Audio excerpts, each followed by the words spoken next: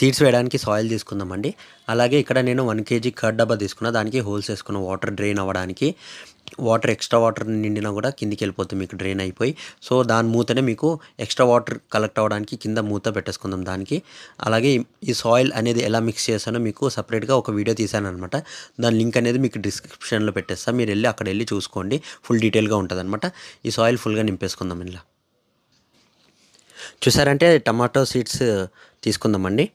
ఇది మీకు nursery plants అమ్ముతారు కదా, అక్కడ మీకు దొరికిపోతుంది నర్సరీ షాప్లో. అక్కడికి వెళ్ళి తీసుకొచ్చి ప్యాకెట్ 20 రూపీస్ ఉంటుంది. ఈ సీడ్స్ అనేది చూడడానికి వైట్ కలర్లో ఇలాగే ఉంటుందండి, కొంచెం లైట్గా పేల్ ఎల్లో కలర్లో. ఇప్పుడు సీడ్స్ అనేది ఒక్కొక్కటి ఇలా వేసుకుందాం ఆ డబ్బాలో.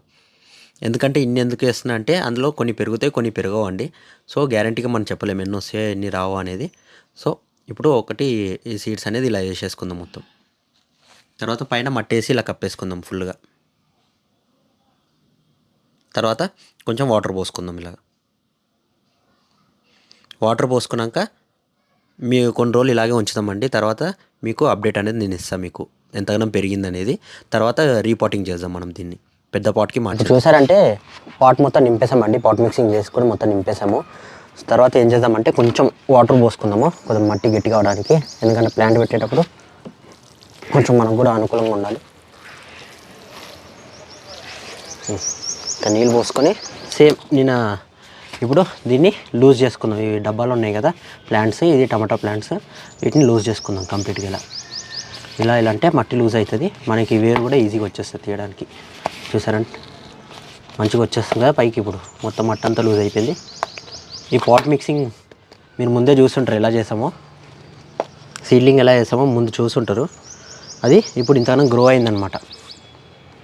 ఓకే, ఇప్పుడు కొంచెం అక్కడక్కడ హోల్స్ వేసుకుందాం ఇలాగా.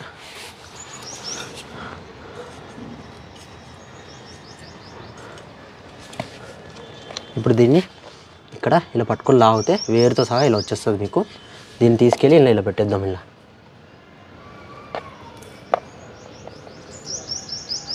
చూసారంటే ఒక ప్లాంట్ పెట్టేసాము.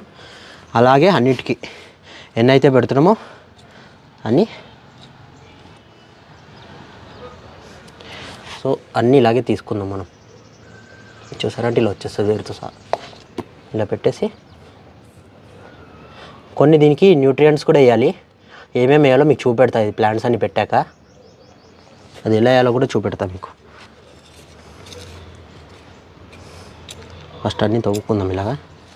ఓకే, ఇప్పుడు మంచిగా లూజ్ చేసుకున్న రావట్లేవు అవి.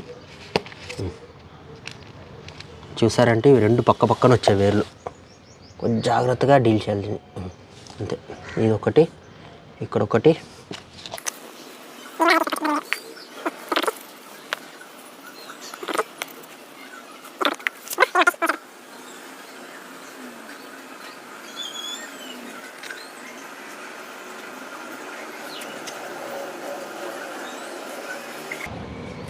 ఓకే, ఇప్పుడు చూసారంటే కంప్లీట్గా మట్టేసి మూస్తాం దీనికి.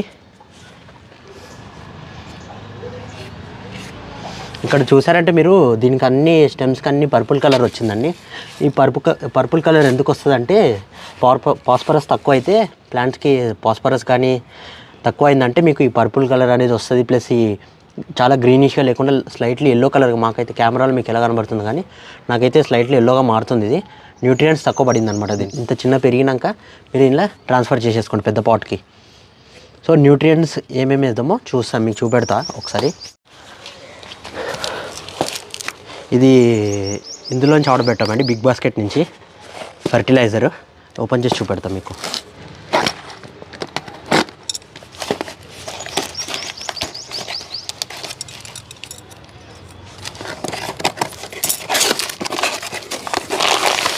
చూసారంటే ఇది బోన్ మీల్ అండి. ఇందులో organic phosphorus for better produce అని ఉంది. సో మనం ఇది వేసుకుందాం. ఈ ఫాస్ఫరస్ అనేది తక్కువైంది కాబట్టి దీనికి అందుకే పర్పుల్ కలర్ స్టెమ్స్ అనేది వచ్చిందనమాట. సో ఈ ఫాస్ఫరస్ ఎలా వేయాలంటే కొంచెం రూట్స్కి పక్కన ఇలా తవ్వేసుకొని కొంచెం అక్కడక్కడ వేసామంటే డైరెక్ట్ రూట్స్కి వెళ్తాయి అనమాట. మరీ దూరంగా వేయకూడదు, రూట్స్కి పక్కన వేయాలి. అలాగని రూట్స్ దగ్గర కూడా వేయకూడదు, కొంచెం పక్కన సైడ్స్లో ఇలా వేసుకోవాలన్నమాట తవ్వేసి. ఇది కట్ చేసుకున్నామండి. కొంచెము ఈ డబ్బాలో వేసుకుందాం, స్మెల్ కూడా బాగా ఎక్కువ వస్తుంది. ఇది కొంచెం ఇలా వేసుకుందాం. చూడ్డానికి ఇలాగే ఉంది. ఈ ఫాస్ఫరస్ బోన్ మీల్ పౌడర్ అనమాట.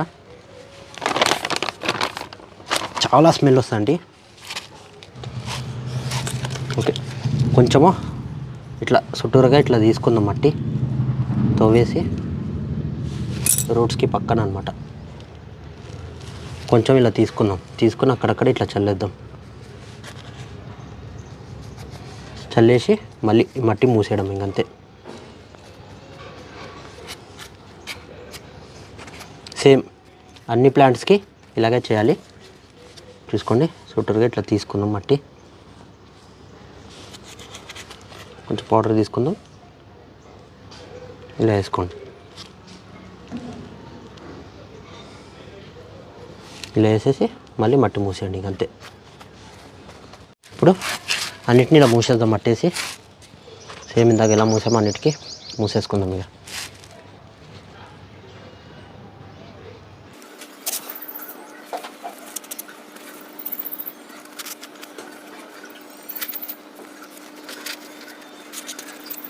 ఇప్పుడు చూసారంటే పాట్లో నీళ్ళు లేదు కాబట్టి ఫుల్గా నీళ్ళు నింపేసుకుందామండి.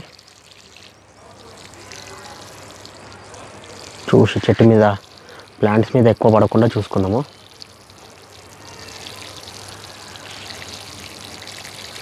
ఎందుకంటే దాని మీద ప్రెషర్ పడిందంటే మళ్ళీ డ్యామేజ్ అవుతుంది. చూసారంటే ఇలాగ అయిపోద్ది అనమాట, అందుకనే చెప్పేది.